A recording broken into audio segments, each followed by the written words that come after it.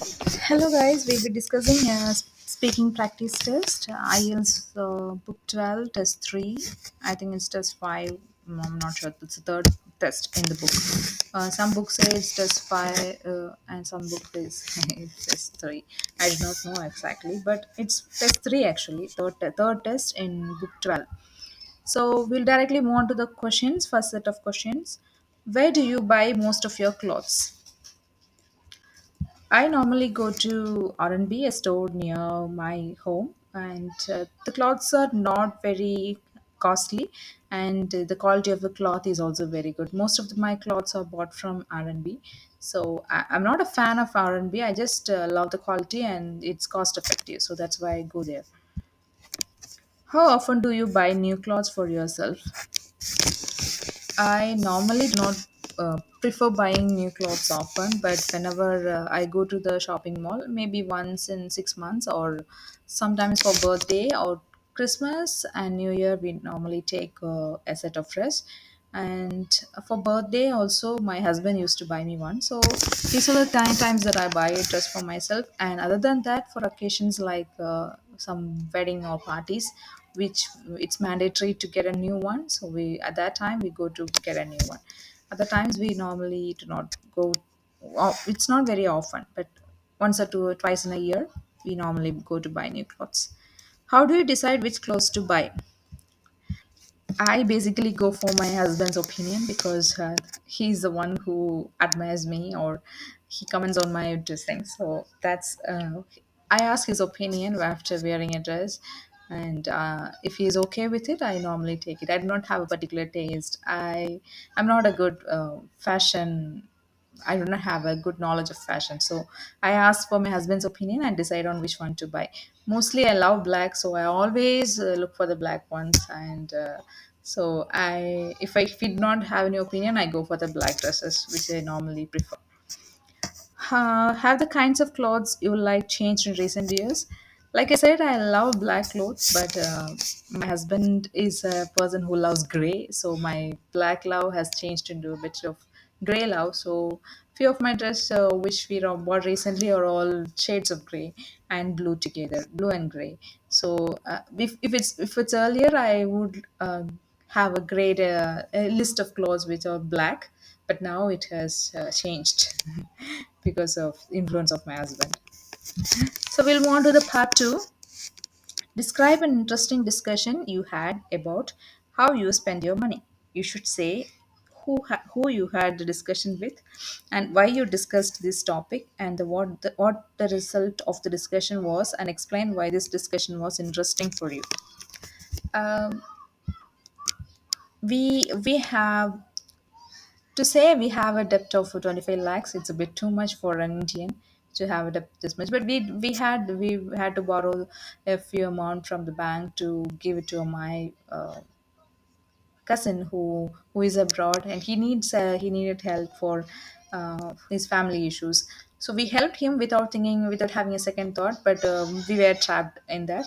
And when we borrowed money from my brother to pay the loan, so we complete closed the loan. But the thing is that after we paid the loan, we have to uh, give it to my brother every month. We planned to give the exact loan amount to him every month, but we are not able to do that.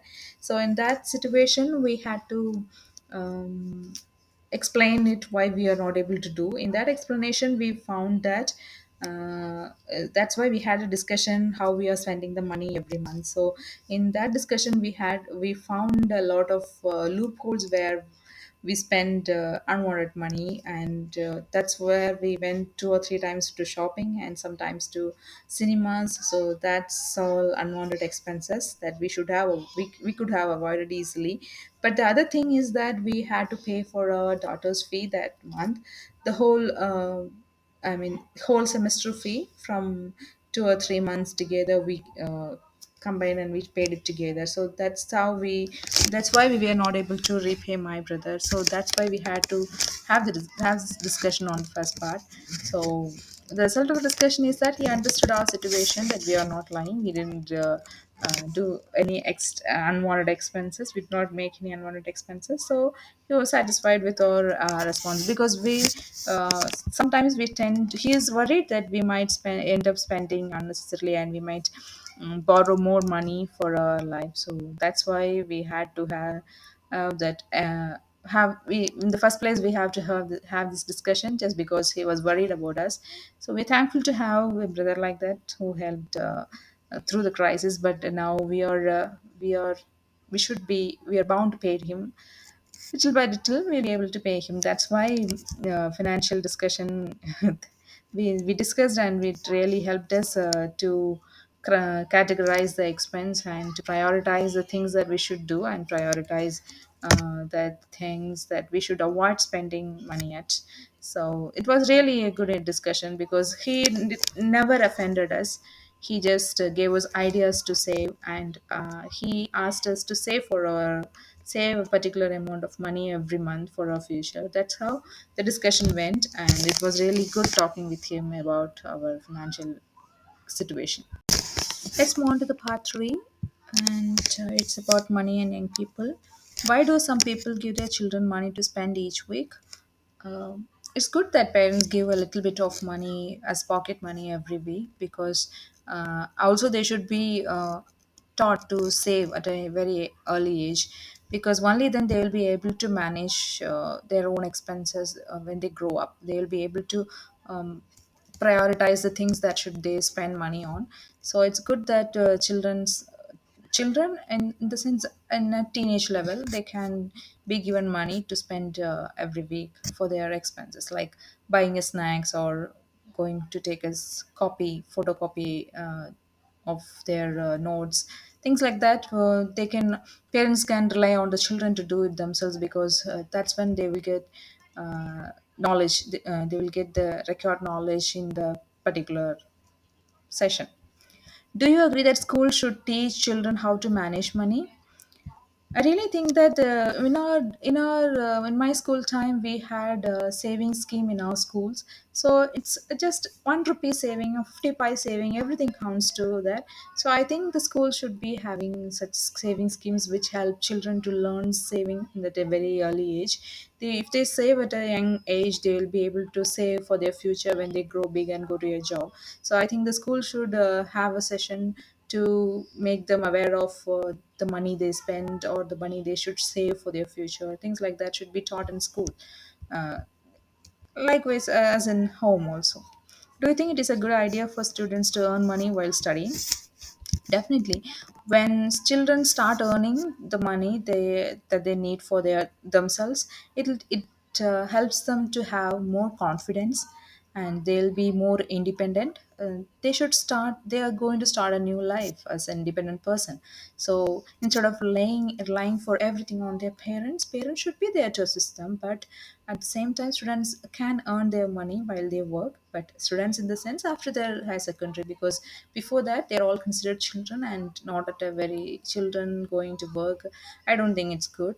But after their higher education, they'll be an adult, and at that time they should start working part time, to at least they should be able to manage to get some amount of money to meet their basic needs. Do you think it is true that in today's society money cannot buy happiness? Definitely, because money is not always the important thing that should be considered when it comes to happiness. Because if you know about the person, the famous actors, I think it's Sushant Rajput. He committed suicide. Does he have no money? He has money. He has all the money that he needs, but he didn't have happiness, and he was not able to find happiness in his life. That's how he ended his life. So in today's society, I don't think money plays an important role for happiness, but money also is needed in the limited amount that we need for doing the things that we love to do, which leads to happiness. Money also is needed, but it's not the most important thing. Health is important, and the people around us, the love that we get is very important. Things like that are basic needs for happiness, for to be happy. What disadvantages are there in a society where the gap between rich and poor is very large? In a society where there is a gap between the rich and poor, there are so many disadvantages, especially when the rich people have a particular mindset, and the poor people, or they just try to meet everyday needs. But when the gap is reduced, when the rich people try to help the poor people and bring them help them to have a better life, things like when everyone is so helpful in all the things, the society itself, there will be growth in the society, the country whole, it can grow together as a whole country. But in our country, I don't think it's really popular, because the rich gets richer and the poor gets poorer. That is a strategy followed in our country. If the poor people are trying to earn their daily and for the daily needs, and if they earn more than 2 lakhs, they have to pay tax. But the people who are earning in crores doesn't have any problem, and they just pay the tax and they just move on without caring for anyone else.